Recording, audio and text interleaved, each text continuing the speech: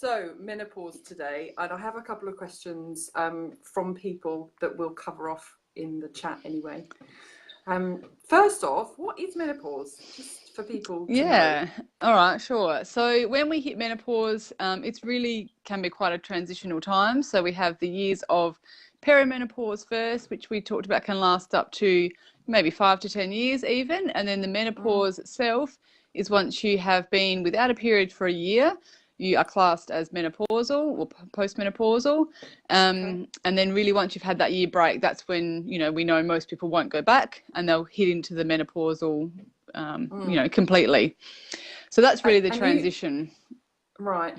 And you mentioned that menopause actually starts a lot earlier than I thought. Yes, that's right. So all the perimenopausal stuff, and this is where a lot of women find like the heavy periods and the fibroids and a lot of hormonal changes can happen here, and it's often told that it's normal as such, but it's still a hormonal imbalance and a shift happening causing a lot of mood disorders, fatigue, depression, period changes, irregular cycles. So it can be the reason for a lot of hormonal problems leading into menopause, 5-10 years even. Wow. And you just, like we were saying, it just seems to be the same sort of symptoms. Yeah, exactly. Especially if you're not aware that it can happen early. That's right. I thought it was about 55 years old, but it's actually younger. That's right. So people could be experiencing symptoms really as young as, 40. They do say even, 35 on a stretch if your mother went through early menopause or if you got your period early in life. Stressed. Yep, exactly. Stress sort of stuff going on. Sorry, I've got a little child here behind me. Wave. Everyone give him a wave. Can you just say hello? Hello. This would be perfect when you talk about fertility. Yeah. You come for a visit.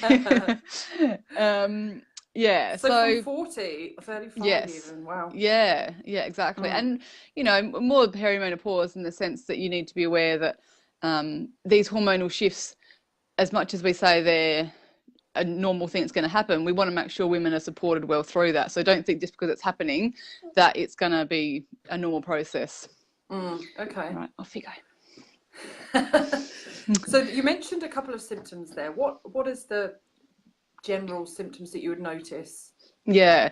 So, I mean, for my clients, it's actually the sleep is a big one, the sleep and anxiety, obviously the hot flushes, but, sleep changes. So not being able to stay asleep a lot of the time, and sudden onset anxiety for no apparent reason. So maybe you're not handling your stress as well, or you're feeling overwhelmed easier, heart palpitations, mood changes can be a big shift with your hormones, especially when it hasn't been something maybe you've suffered with in the past. All of a sudden it seems to come on quite suddenly. Can be a sign. And then obviously the hot flushes, so this change in temperature regulation. Yes. Is there a test that you can do to know if it is menopause, or is that a silly question? No, definitely. So no, that's not silly. So what the doctors would do is they would test your LH and FSH to see how active your ovaries are still, and they would also do your estrogen as well, and maybe your progesterone. So they're looking for signs that your ovaries aren't active, but a lot of the time perimenopausally this won't show up, so people may still be seeing levels similar to the menstrual years, but because there's a change in hormones, they'll notice a change in their symptoms, so that might not pick up on their hormone testing, all those perimenopausal year stuff, when they're still getting somewhat of a regular cycle. It just suddenly hit me, because if it could be as early as 35 and women are getting pregnant later on in life, they could be hitting menopause early without even knowing. Yeah, and when I say menopause, I think, it's just probably clear there that it's definitely not, it's all the perimenopausal stuff. So they might not be that, they're going to go their year without a period when they're 35. That's probably more like, the 50, 55. But the actual change in our hormones that lead us into menopause can be, like 5 to 10 years prior to that year of finishing up your cycles. Okay. But you could still get pregnant if you were going through that. Yeah, that's right. Yeah. So your ovaries would still be active. There might be some deficiencies or some things going on that might need to be checked, but normally there's still a lot of chance that fertility can occur if your ovaries are still functioning monthly. Yeah. Okay. Yeah. Sounds good. when people are told that they have menopause or think that they have menopause, they go to this is standard, it seems to be. They go to the GP and then they get put on meds. Is that something that has to happen? Or I don't believe so, because there's plenty of ways we can address that naturally. And, you know, what I tell my clients is menopause is a natural process. It's something we want to support because obviously our bodies are designed this way. You know, there's a reason why our ovaries sort of shut down and our adrenal glands take over making our good estrogens and progesterones. So, you know, we just need to weigh up what's going on there for people symptomatically. If quality of life is really poor, I guess, and if people are, you know, absolutely riddled with hot flushes, and I understand that some women are looking for something quite quickly, which is fair enough. You know, maybe they might want to use the HRT for a little bit until we balance things out, or they look at their health and their lifestyle, and then it might be an option to wean off just for a short term. You know, that can be seen, and I don't have a problem with that, because I think at the end of the day, a woman in her 50s wants to feel good and not have to struggle too long with feeling negative effects. So definitely, and that's a good point. Like, you can still go on HRT and slowly introduce the good natural stuff. Yeah, that's right. Because, you know, people still, especially at that age, people are still often working and, you know, obviously very much having a social life, traveling. It can really be very detrimental to their, you know, general well-being. So I would always gauge on how they're coping with it, and if they're willing to wait a little bit for the natural alternatives to kick in, great. But if not, you know, maybe that might be an option. HRT I mentioned. What actually is it, and does it do for your body? Well, it is so it will work to obviously it's a false estrogen hormone. So it's giving your body a sense that there's some estrogen there, but it's obviously not our own real estrogens. So you're kind of getting only, you know, some false benefits. And this is where I think the concern is, that I'd be all for it if it was some natural estrogen and some, you know, some sort of naturally sourced. But when it's a synthetic form, we're always going to have carry-on issues there. And it's definitely not natural, and your body doesn't recognize it as exactly its own. It seems like an odd conflict, like conflicting in the body, because you're having this artificial stuff, and it's going to cause then irregularities, and then kind of spins out of control. Yeah, exactly. And I think there's a lot of, I mean, there's a lot of misconception, and it's still something I'm probably still getting my head around with, you know, side effects, and it's always changing, and, you know, research is updating. So I think, and a lot of the time that people might be put on, like we talked about, the SSRI, so they might even go on an antidepressant first. If it's the moods, the issue. Yeah, for sure, which is then crazy, because then you're in this horrible cycle, taking HRT, taking antidepressants, and then more side effects. That's right. And that's when we probably start knowing that we need to really support the body a lot more, because those drugs aren't potentially working as well as we want them to be. So other Rachel things says need it's to. awful, menopause. And it is, it's a nice. You know, it can be a really challenging time for women. That's right. And as we said before, if, you know, people are realizing that if they've been through, you know, their life and they've had the adrenal issues and then the poor adrenal function, the adrenals that are meant to switch on and take over beautifully, and hundreds of years ago this wouldn't have been a problem for us. You know, we would have had a lot less stress anyway. And our adrenal glands would have been pretty primed to kick in, make us some estrogen, make us some progesterone. And then, you know, yes, we would have had no doubt some changes, like a change of life, but it shouldn't have been such a negative experience. But because our adrenals are so exhausted going into menopause, then this is really where it's stemming from. You know, we need to look at what's upsetting the adrenal glands. And do you find that it is kind of, because you mentioned stress is a factor of bringing it on earlier, do you find it's these sort of busy women who, you know, for sure, people in corporate jobs that have come to me and they've had, you know, 20-30 years of full-on stress, or, you know, all sorts of spectrums, in the sense that it just people, there's so much stress in our lives, so it doesn't even necessarily have to be that. It can just be, you know, a mum at home, or just depending on the stress she's experienced throughout her life, really, and how ongoing that's been. I think a lot of people don't realise that they are stressed as well, and it can just slowly creep in. For sure, yeah. And it's like, we need to pretend how would we feel if we went away for a holiday for a year? We had no responsibilities, we were just on an island, hanging out in the sun. We would all feel 100 times different, and we know that. And that's why we can now sense that, okay, if I felt like that, I'd probably be relaxed. And right now, maybe I am a bit, people are maybe stressed and anxious because the world is just such a buzzy, switched on place now that we can't really escape it to a certain extent. Yeah. But I find that people who come to me when they've got gut issues, that I talk to them about their lifestyle and they say, well, actually, I can tolerate dairy and gluten when I'm on holiday. And it's like, oh, okay, so is there a link there? Maybe you're not stressing out. Yeah. Oh, definitely. And your body's not reacting as much, for sure. And that's right. I mean, it's the same with everything, the stress. We see people go on there, honeymoons and fall pregnant, or reduce stress and all of a sudden they're fall pregnant. Similar sort of thing with the menopause, in the sense that we look after that and all of a sudden it's, I'll get women that will say, I went away and actually my hot flushes were better, or I had a week off or something and didn't feel so bad. So amazing. I think people sometimes don't realize how simple things can be, like just little tweaks to the lifestyle and diet can have some big impacts. And I think it's probably worth, if it has been going on for a while, that's when people need to look at something. So menopause really, we say it should be a fairly easy transition over maybe 1 to 3 years, in the sense that yes, you would experience maybe some flushing, but if it's to the point where, especially in the perimenopausal years, where it's the flooding and the fibroids and the change of periods, like that's where I really encourage women to try and get some help, because that can be a long process, in the sense that people often wait thinking, oh, I must be coming soon, I must be stopping these periods. But if the hormones are out of balance, it can be really challenging time. And then when you switch over to the menopausal side, it doesn't unfortunately get too much easier. So it's not necessarily a great thing. Even when the periods stop, your symptoms switch to something else. So Lovely. I know. One thing Who after would be another. A woman? I know, right? Woman. What do the guys get? A steady decline in testosterone, bless them, but at least not like, the ups and downs like we do. Yeah, no, they have to watch. Just watch. I don't think that's bad enough.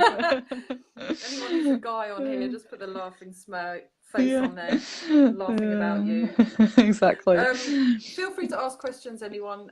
We are here to answer anything to do with women's health, hormones. Today we're talking about menopause.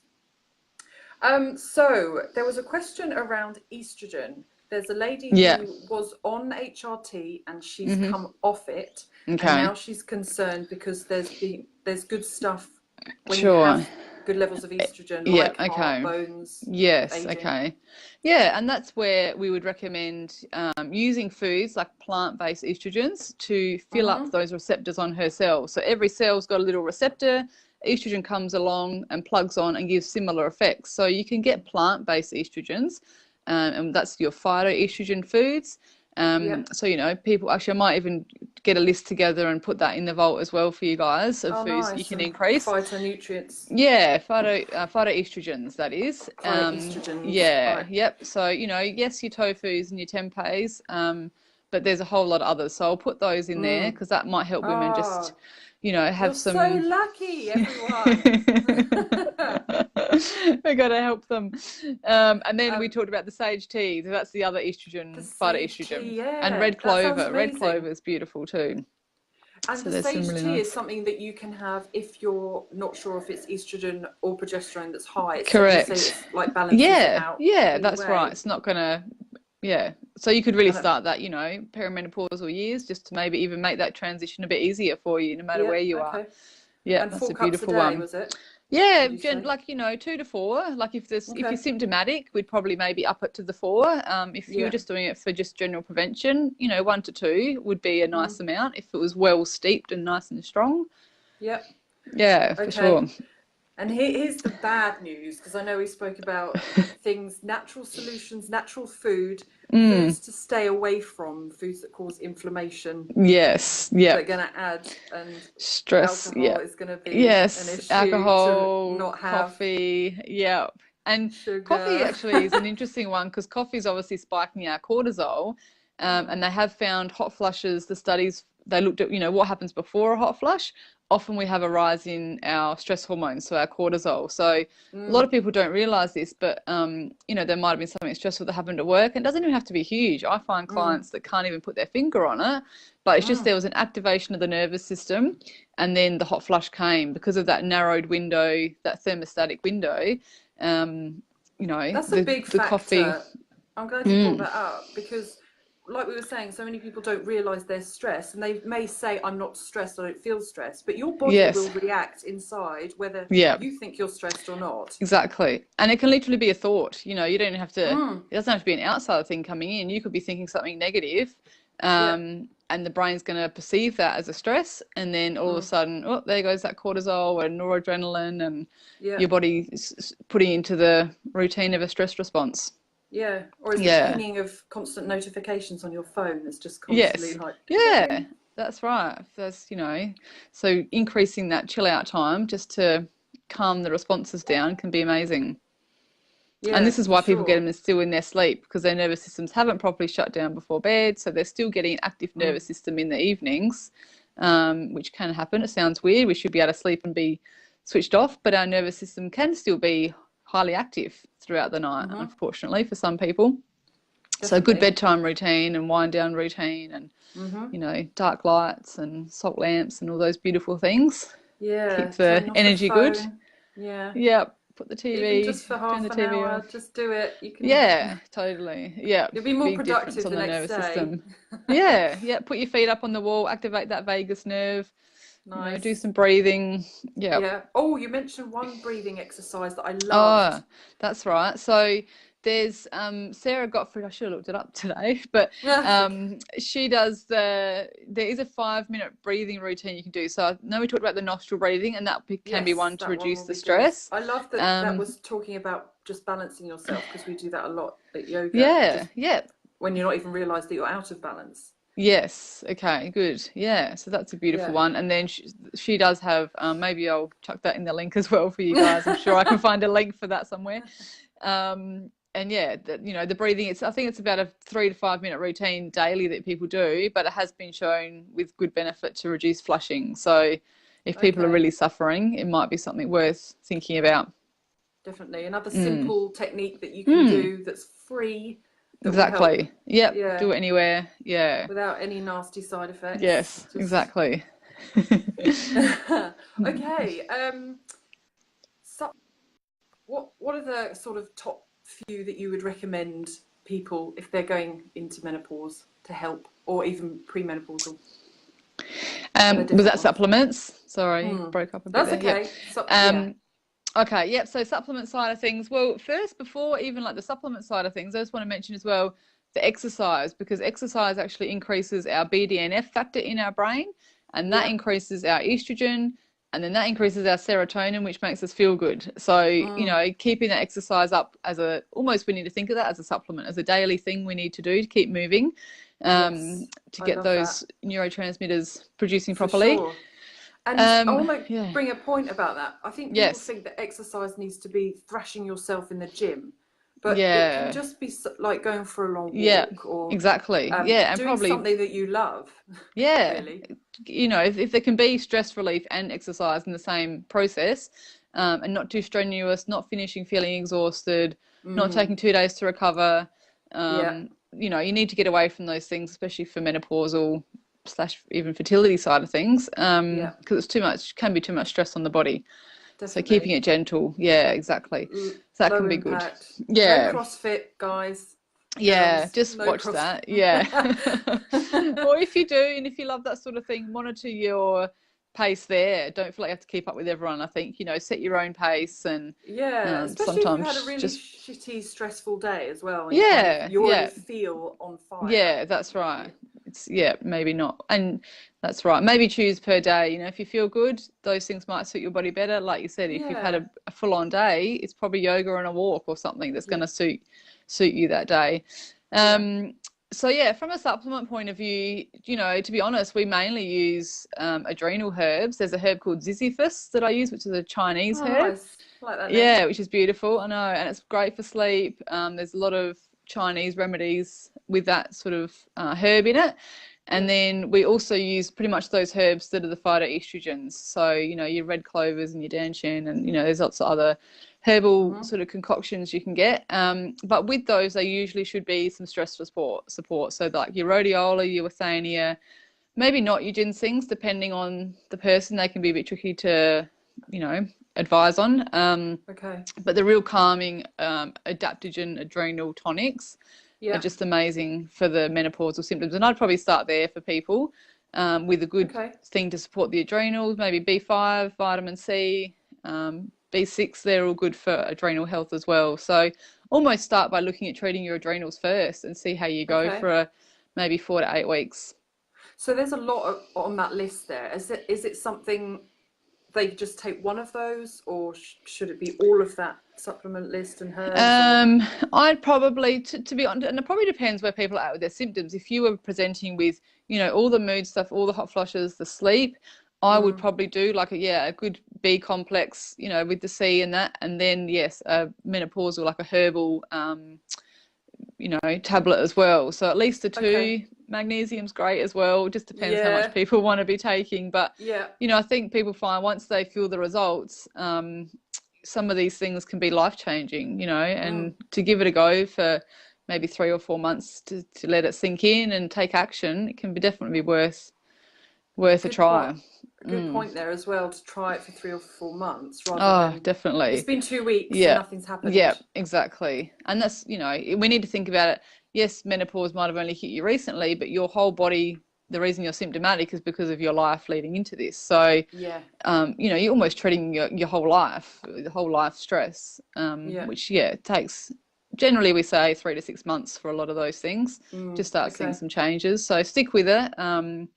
Keep persisting. And then if you don't see results, then, like we talked about, maybe some neurotransmitter testing or hormone testing to see where you're at, what's going on. And then you can make a little bit more specific choices where you put your, I guess, your money for your supplements and where you put your energy for your treatment. Exactly. Yeah. Because it can always be a little bit like you're wasting money if you just try a few things here and there without pinpointing.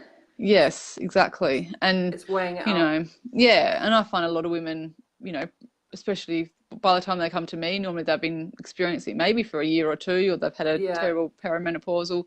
And a lot of the time, we'll test straight up just to see where people are at and what we can do straight away. So, there's definitely options there. If you're looking at using a functional therapist or something, they can test and give you answers, within a week, really, of doing a saliva test, which is always good. Yep. But you have that on your website as well, don't you? If you test Yes. Yep. When do your clients generally start feeling different, feeling better? For a menopause, but most, I'm just trying to think, for my hot flush kind of ladies, I would say probably that 8 to 12 weeks, like at least 8 weeks, depending if like some women I've seen over the years who have already been treating, so maybe we've already been doing some support, and then all of a sudden we just add in some herbs, and within a couple of weeks they're okay.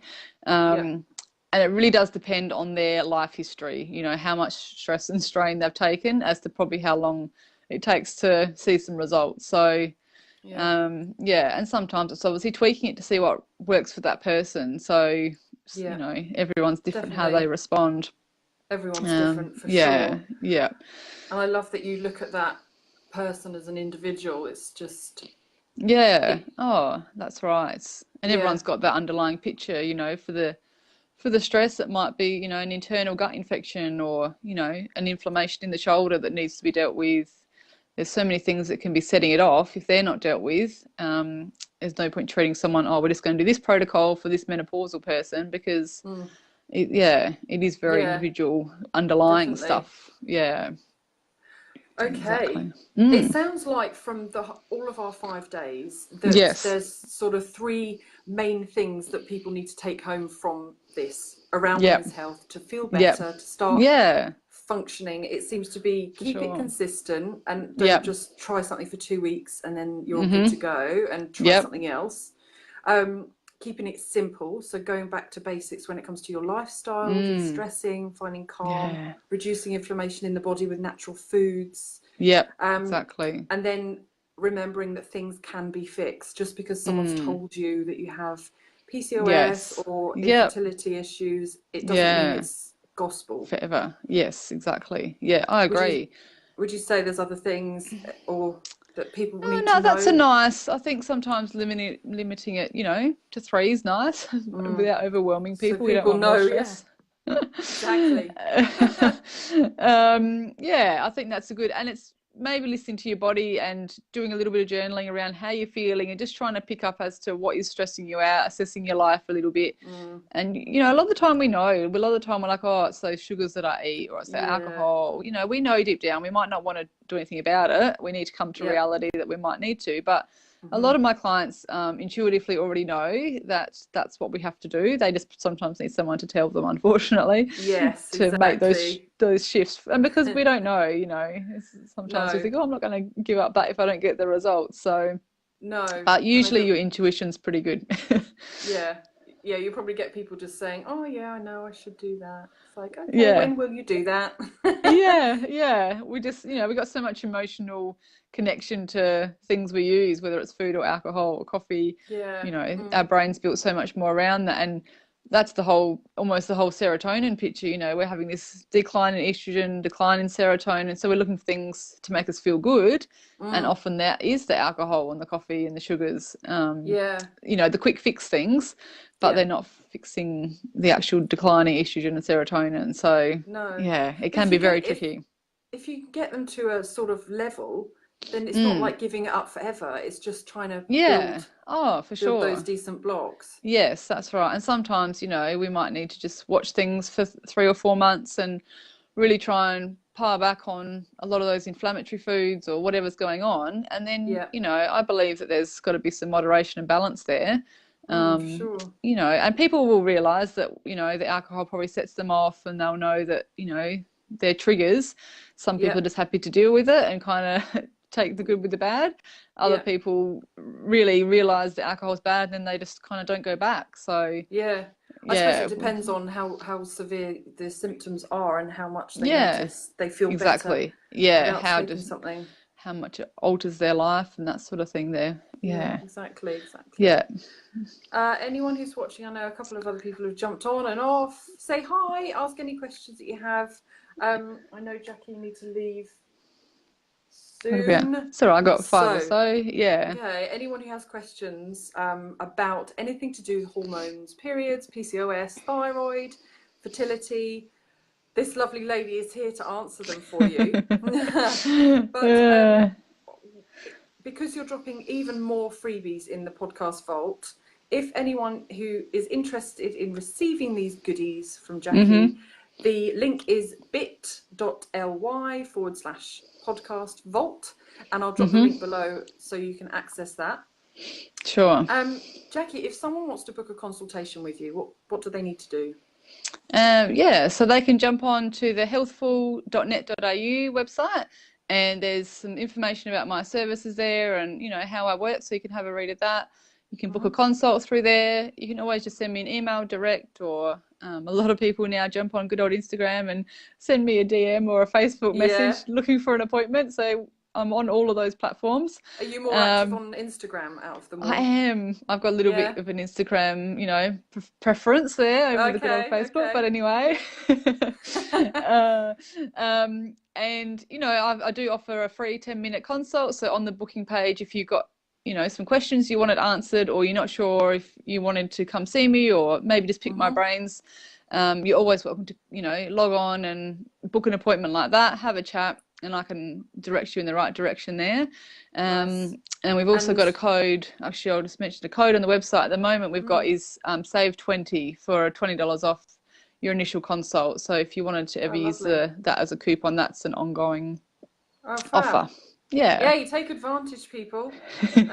And phone consults as well. If anyone wants to jump on and do a phone consult. And is that always international, or is that just Australia?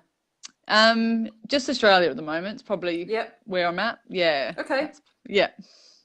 Everyone keep contacting her though. She's good. Yeah.